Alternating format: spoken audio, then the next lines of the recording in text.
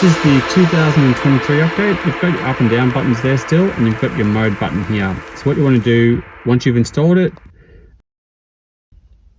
car and ignition, hold down the M button until you see this count up.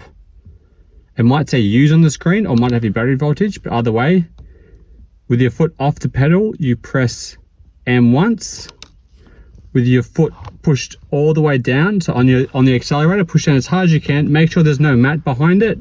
Push really hard, and then press M again. So it basically wants your foot on the pedal at 0% throttle, and it wants your foot on the pedal at 100% throttle. So going through the modes, we still have standard and we still have battery voltage on the standard mode. To activate the anti-theft, you hold down the top arrow for about 7 seconds until you see a lock light.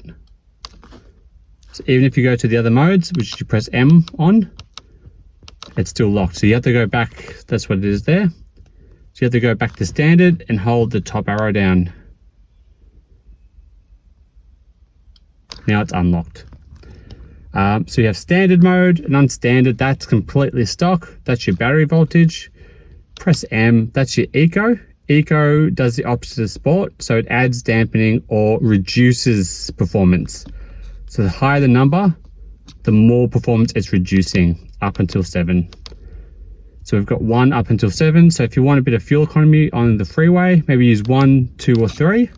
Anything above that is going to be more of an anti-abuse function if it's wet, if someone's driving your car and you don't want them thrashing it type thing. But depending on the car, we recommend that you experiment. So basically it's on Eco 3 at the moment, because they're the two things on the screen.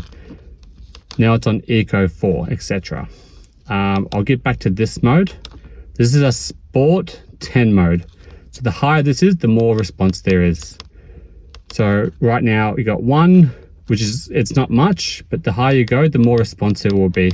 So it's Sport 5 at the moment, and that's going to stay on the car all the time, unless you get out of it. So Sport 6 now, Sport 7. So even if you turn the car on and off, and you've left it on Sport 7, it's going to stay on Sport 7. Also, after about 5 or 10 minutes of you not opening the door and not unlocking or locking the car, our unit turns off. So our unit is powered by the OBD2. So once you've locked the car, it will turn off after about 5 minutes. So don't worry if you've unlocked the car and you've opened the car and you see it's still on. Just as a heads up.